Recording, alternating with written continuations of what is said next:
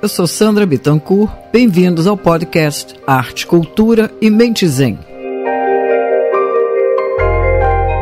A conversa é com o ceramista e mestre recifense Felipe Malafaia por conta da exposição coletiva Trama, uma parceria entre o Ateliê de Cerâmica da Gelaria, pilotado por Malafaia e Amanda Américo, sócia no ateliê e professora de modelagem, mais os artistas de seu grupo de coworking. A coletiva, em cartaz na Arte Plural Galeria, a partir deste sábado no Recife, celebra a intensa comunidade de ceramistas que se desenvolve na cidade, ao mesmo tempo que promete uma imersão em peças com design contemporâneo, esculturas que desafiam a forma e a textura, perfeita tradução das múltiplas narrativas moldadas pela argila. Uma trama que se expande e transforma. Como bem define o mestre ceramista, eu sou inspirado na vida, respiro cerâmica o dia inteiro e quero cada vez mais possibilitar pessoas a criarem peças a partir da argila. Felipe Malafaia, enorme prazer te receber aqui no podcast Arte, Cultura e Mente Zen.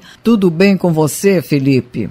Ô Sandra, tudo bem sim, prazer todo meu. Bom, Felipe, em primeiro lugar, parabéns pelo Ateliê da Gelaria, uma iniciativa fantástica ligada à arte da cerâmica. E agora, às vésperas da exposição coletiva Trama, né, em cartaz na Arte Plural Galeria. Então, eu gostaria que você contasse pra gente sobre a mostra que promete aí uma imersão no universo da cerâmica, né, ao mesmo tempo em que celebra a comunidade de ceramistas que floresce aqui na cidade do Recife. Não é isso, Felipe?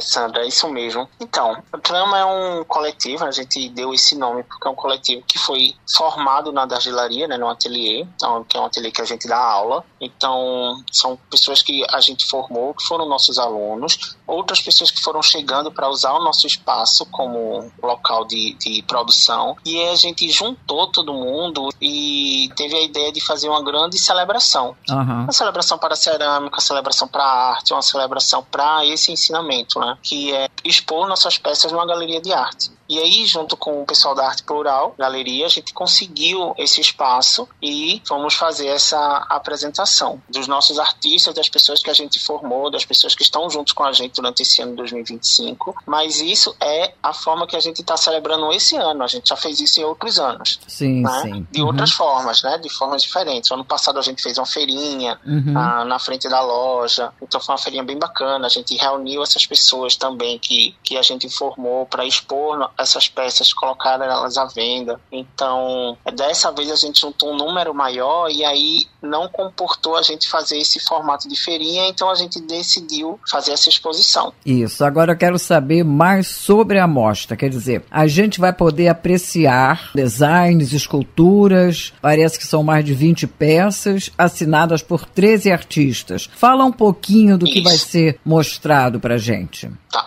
As peças foram criadas pelos nossos ceramistas que foram formados lá no ateliê, né? Como eu falei anteriormente. Essas pessoas são de várias profissões, médicos, promotores, jornalistas, arquitetos, que procuraram a Gelaria para aprender um segundo ofício, um hobby, uma forma de terapia, de passar o momento, e resolveram fazer arte. Então, essas pessoas, elas não são profissionais até então, mas elas estão se profissionalizando. E aí, a gente reuniu esses talentos, toda a criatividade dessas pessoas, o que elas conseguiram fazer. Cada uma delas vão levar, em média, 3 peças, então vão ser mais de 20 peças, são 13 artistas. A gente vai ter de tudo lá, mas são peças decorativas, né? Não são peças utilitárias, né? Sim, São peças para decoração, são peças para exposição, que mostra o retrato, o raio-x de cada artista individualmente, e juntando todos eles como uma trama, a gente tem como centro a cerâmica, né? Cerâmica de alta temperatura, cerâmica vitrificada, enfim. E várias técnicas vão ser usadas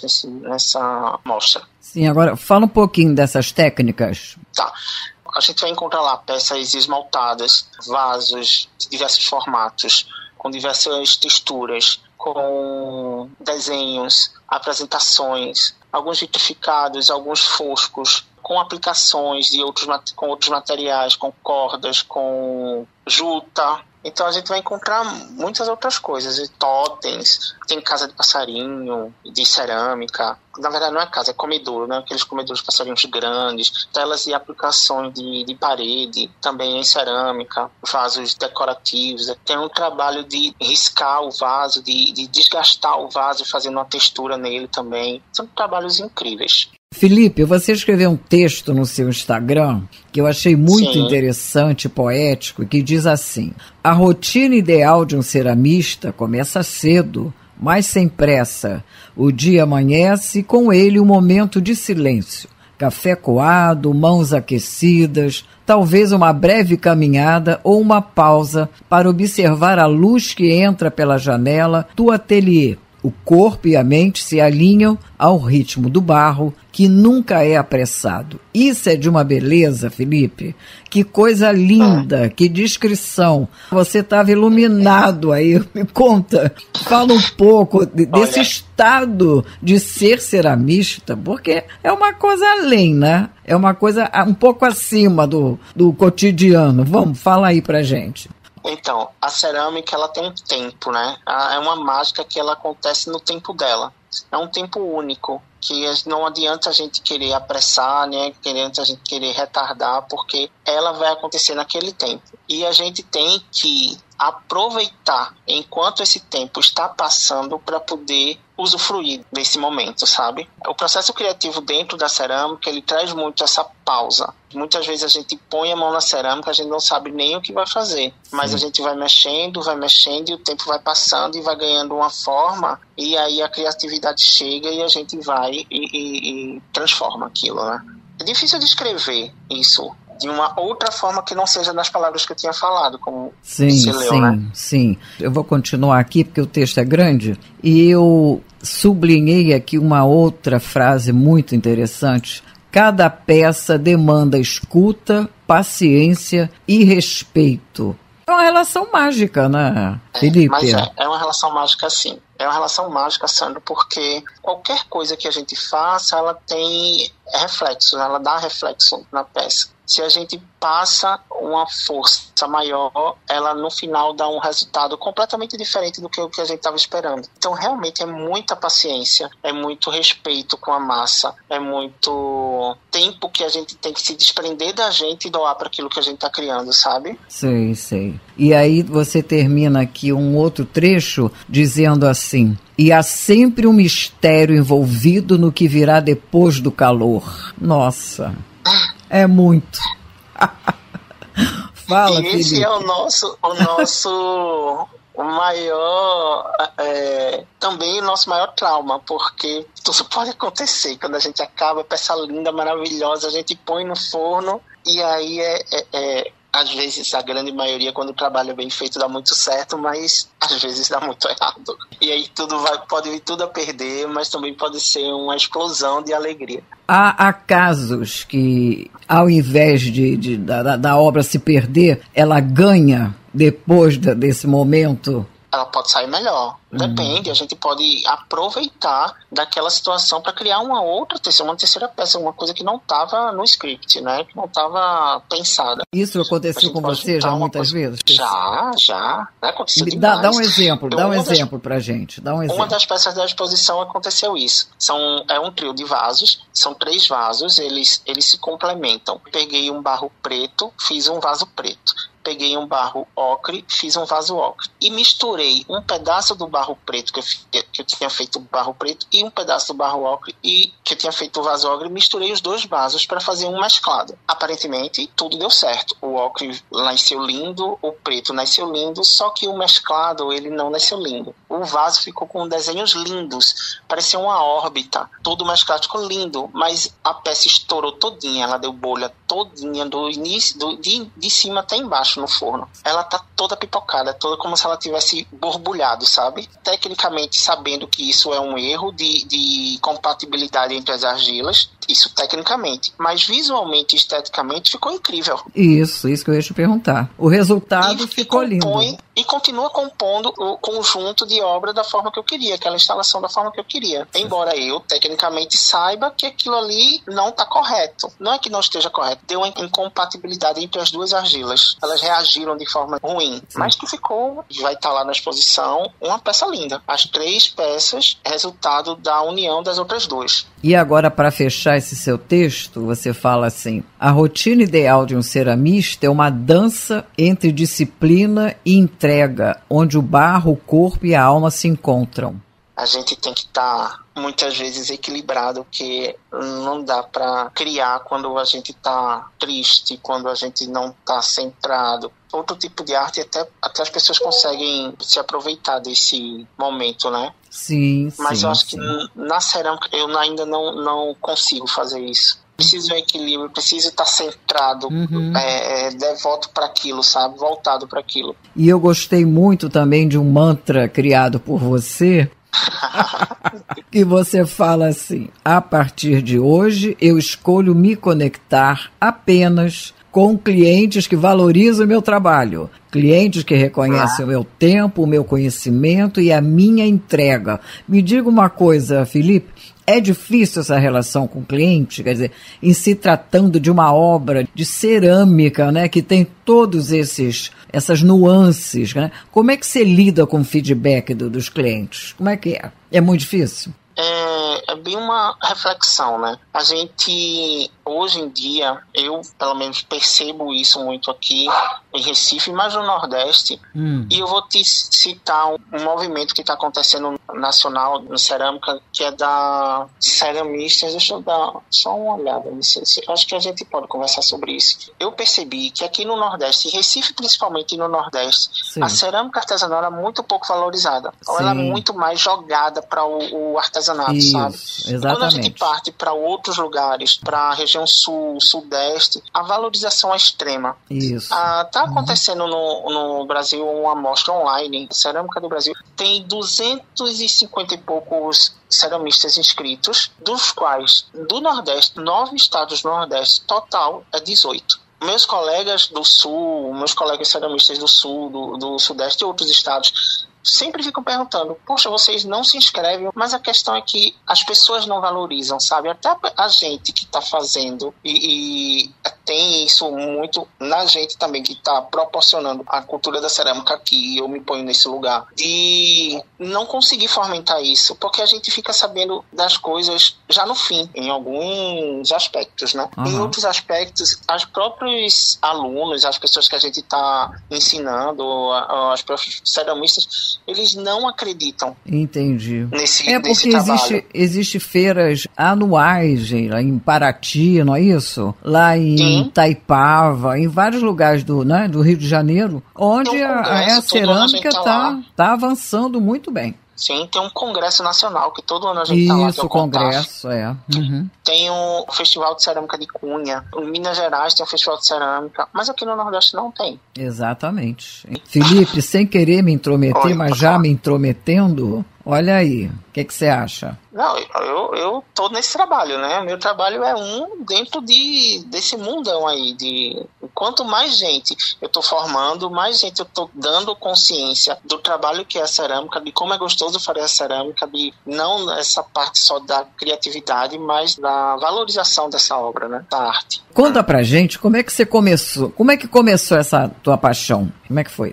Eu trabalhava numa empresa de terceirização de mão de obra, na área de RH. Sempre fui do empresarial. E em 2016 eu não estava mais suportando estar nesse ciclo. Sei. De levantar, sair para trabalhar isso não me apaixonava mais. Eu não tinha mais essa vontade. Foi quando eu comecei a querer inventar, fazer alguma coisa que fosse para mim. E aí eu criei a Seu Vaso, que é uma loja de vasos onde a gente comprava as peças em cerâmica, pintava essas peças, beneficiava e vendia com vasos. Sim. A gente começou a fazer isso durante um tempo. Em determinado momento, eu não conseguia mais comprar os vasos, porque atrasava os pedidos, enfim. E eu precisei começar a fazer isso. E é aí que começou. Eu disse, tá, eu preciso aprender como é que faz isso. Porque no primeiro dia que eu comecei a fazer isso, eu me apaixonei. Eu disse, pronto, é isso que eu quero fazer o resto da vida. Olha que bom. Em 2018 eu saí da empresa que eu estava, né? Isso foi em 2016. Em 2018 eu saí da empresa que eu estava, foi quando eu abri a loja. Em 2019 a gente abriu o ateliê, onde eu produzia as peças para a loja. Sim. Então a produção da loja da Senhor Vaso eram minhas. E a partir de pós-pandemia, logo quando voltamos a poder receber as pessoas, a gente começou a dar aula. Porque a gente mudou o nosso propósito. Disse, não, isso aqui não pode, isso não pode ser um conhecimento só nosso. As pessoas precisam saber como é, o que é que acontece para chegar nesse resultado. De fazer uma peça, de fazer um prato, de fazer uma caneca, de fazer uma xícara, de fazer um vaso, enfim. E assim a gente foi começando a abrir o ateliê para ensinar as pessoas. Então hoje, nossa produção, ela não existe. A gente não produz mais as peças da loja. A gente produz novos ceramistas. A gente mudou a produção da peça de barro e a gente agora tem pessoas que produzem peças de barro. A nossa produção é essa. Eu costumo dizer que agora a gente mudou um pouco o produto. Então a gente começou a ensinar as pessoas a fazerem, com o objetivo de incentivar que mais pessoas façam, que mais pessoas conheçam esse trabalho, que mais pessoas entendam que existem diferenças de tipos de cerâmica, de técnicas de cerâmica, que não é tudo barro, como muita gente chega e vai comprar uma peça e diz, mas isso aqui é de barro. Não é de barro. Então tem um trabalho, tem uma pesquisa, tem uma entrega, tem um tempo, tem uma valorização diferente. Não é que a gente foi num barreiral, catou o barro e amassou e fez uma xícara. Não é isso. E aí, cada vez mais pessoas fazerem isso, está sendo o nosso propósito. É um trabalho diário, né? Como é que é o teu processo criativo? Hoje a gente, como eu falei, estamos só nas aulas, né? A gente, só na formação das pessoas, dos novos ceramistas. Então a gente tem um processo de início, que são os ceramistas que estão iniciando, aquelas pessoas que têm interesse para iniciar, conhecer, só curiosidade, iniciar um novo negócio, iniciar um novo hobby, ou apenas conhecer por distração, para passar tempo. Então a gente tem essa formação de início, que são as oficinas. Passou as oficinas, a pessoa acabou esse período, ele é um período contado, né, de 4, 5 ou 6 semanas, uma vez por semana. Passando esse processo, a gente vai para as práticas, que aí a gente já vai afunilando o filtro. Vão ficando as pessoas que realmente gostaram, que se interessaram mais, e aí elas começam a praticar. Então elas vão pegar aquele ensinamento básico das oficinas e vão começar a aprofundar esse ensinamento e vão começar a praticar.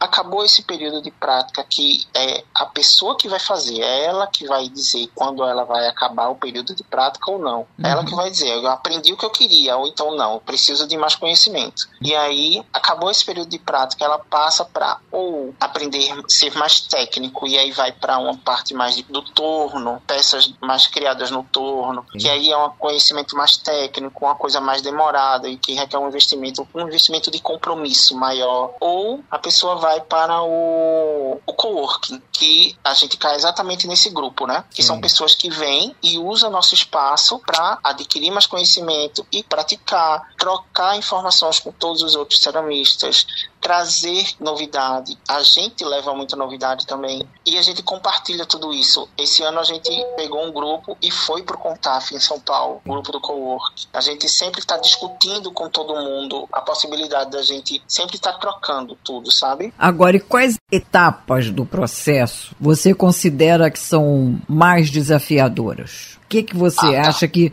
de repente, até as pessoas têm em comum mais dificuldade? Existe isso? Existe. A cerâmica é uma arte que, estruturalmente, ela não é uma arte barata, né? A gente não tem fornecedores de equipamentos aqui no Nordeste. A gente não tem fornecedores de massas aqui no Nordeste. Sim. Então tudo vem de fora. Isso tudo onera e acaba sendo um custo muito grande. Então eu acho que o grande gargalo é isso. Tudo que a gente precisa de ferramenta, máquina, equipamento, a gente tem que trazer. Não tem alguém que faça aqui. A eletricista, por exemplo, deu um problema no forno. Eu procurar um eletricista aqui é praticamente impossível.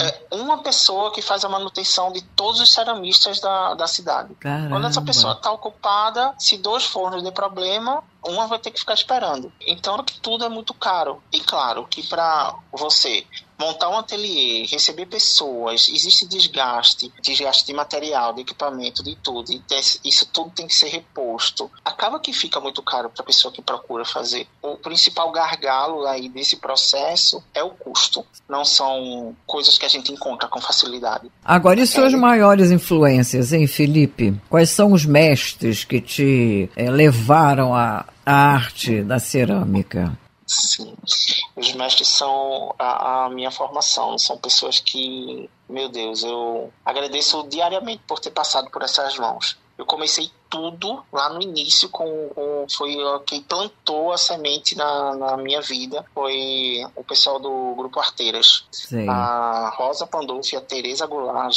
de Suíça, aquilo ali são entidades para mim. Eu acredito que estava na primeira turma de formação que eles fizeram.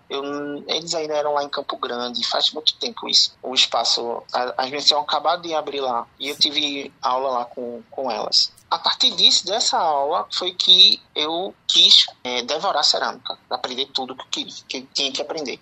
Queria fazer torno de todo jeito, e aí eu comecei a procurar, e aí eu encontrei Dulce Costa, que é a minha grande mentora, assim, foi quem me acompanhou durante o maior tempo, acho que de 2018 até 2022, eu fiquei praticamente dentro do ateliê dela. Tinha aulas lá uma vez por semana, onde eu aprendi torno, aprendi tudo, esmaltação, tudo que acontecia dentro de um ateliê, eu aprendi com ela. E tem o mestre Vando. Eu não sei que você já ouviu falar sobre ele, mas hoje ele dá aula em um outro ateliê, ele também dá aula de torno. Ele já me deu algumas aulas, mas foram aulas informais. A troca que eu tinha com ele, quando eu ia levar peças para queimar, quando a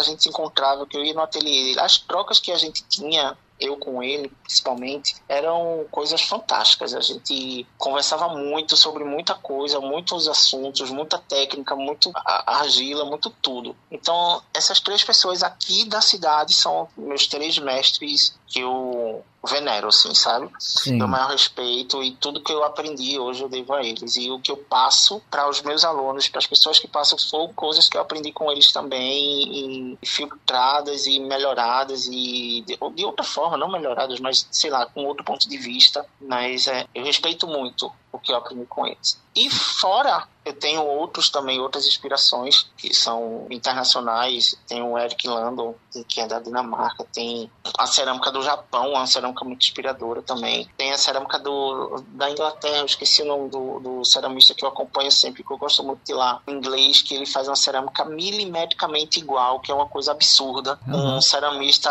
artesanal fazer uma peça igual, milimetricamente à outra, é de uma destreza surreal, é impressionante. E outros ceramistas no Brasil, né? Aqui a gente tem o Vander Kopp, que ele é natural de Itaconhaém. Ele é um mestre santeiro que tem obras no mundo inteiro, em vários museus do mundo. Uhum. Já tive aula com ele, tive esse prazer de ter aula com ele também, aprendi a fazer coisas maravilhosas lá. É isso, eu sou inspirado na vida, na verdade. Eu vejo cerâmica da hora que eu acordo, a hora que eu vou dormir. Os alunos mandam pra gente coisas, a gente busca para poder, coisas que a gente nunca viu, procurar entender o que é aquilo, para poder destrinchar e falar sobre. Eu acabo que respiro cerâmica o dia inteiro. Mas você atua mais na cerâmica artística ou naquele outro tipo de trabalho mais utilitário ou não? Não, eu misturo. Na verdade, hoje, o meu trabalho ele é mais decorativo, né? Porque eu gosto mais de peças de torno. É onde eu me especializei, é onde eu também sigo dando aula, é onde eu me encontro mais, mas não necessariamente com utilitários. Eu gosto de fazer muitos vasos decorativos, da parte estrutural também de peças tipo bases de abajur, suportes de luminária. Eu gosto desse tipo de peça. E tem algumas técnicas que você use mais? Não. Depende do trabalho, Uhum. Depende muito do trabalho. Eu uso mais o torno, né? Esse é o meu, assim, ocupa 90% do meu trabalho, a ferramenta é o torno. Mas depende muito do que eu vou fazer na hora. As minhas peças que vão estar expostas, porque vão ter peças minhas e de Amanda, que é a minha sócia, que é professora também, né? Sim. Ela é professora de modelagem lá do ateliê. As minhas peças, eu tenho peça de torno e tenho peça de modelagem. A Amanda fez peça de modelagem, ela só fez esculturas. Né? A escultura dela tá belíssima, que é do referência ao cordel. Peças de cerâmicas em preto e branco. São lindas, tão lindas, é uma coisa maravilhosa. Agora, por que você acha que as pessoas se apaixonam por pôr as mãos na massa, hein? Ou melhor, na argila? Porque o que você acha que rola aí? Eu acho que tem uma conexão, Sandra. Eu acho que a gente, no momento que a gente põe a mão na cerâmica e a gente ganha instintivamente e automaticamente um poder criatório, um poder de criação, eu acho que a gente se conecta, sabe? Sim. A gente se empodera do que você é possível fazer. É como se abrisse uma tela, um portal, uma tela em branco na tua frente e dizer, olha, você está literalmente com a mão na massa. Você pode fazer. E te empodera. Eu acho que levando pro místico, falando assim, é meio isso, sabe? Uhum. Ela é meio isso, é você se empoderar de uma coisa, você põe a mão na massa, você ganha imediatamente um poder criacional. Você sobe uma oitava, hein, Felipe? Isso, você sobe uma oitava. Você ganha um poder de criação, que ali você se sente capaz de fazer tudo. Por mais que você não saiba, tem aquela insegurança, e aí chega a gente para poder trabalhar isso. Tem a insegurança do não saber, da falta de conhecimento, e aí a gente vai. Mas é possível, a gente sempre diz, você no primeiro dia, você sai com uma peça criada por você. Não tem como não fazer, porque a cerâmica a argila, o barro tem muito isso, tem essa particularidade de te conectar com essa força, sabe, que você tem dentro. Não sei se eu estou viajando demais, mas... Não. Acho extremamente possível isso, extremamente real até. E já aconteceu algum momento em que você se aprofundou mesmo nisso? Tipo, sair fora mesmo ou não? Não entendi a pergunta.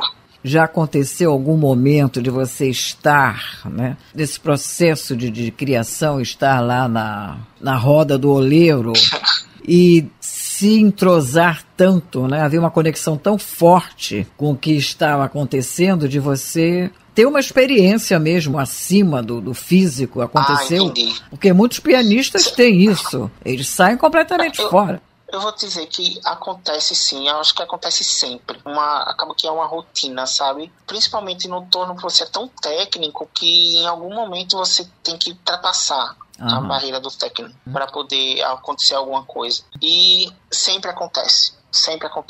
Mas é muito instintivo, mas é isso, acontece sempre. Para quem deseja entrar em contato com você, saber sobre a argelaria, qual é o caminho, Felipe? Então, a gente tem um site, que é o dargelaria.com.br. Lá mostra tudo que a gente faz.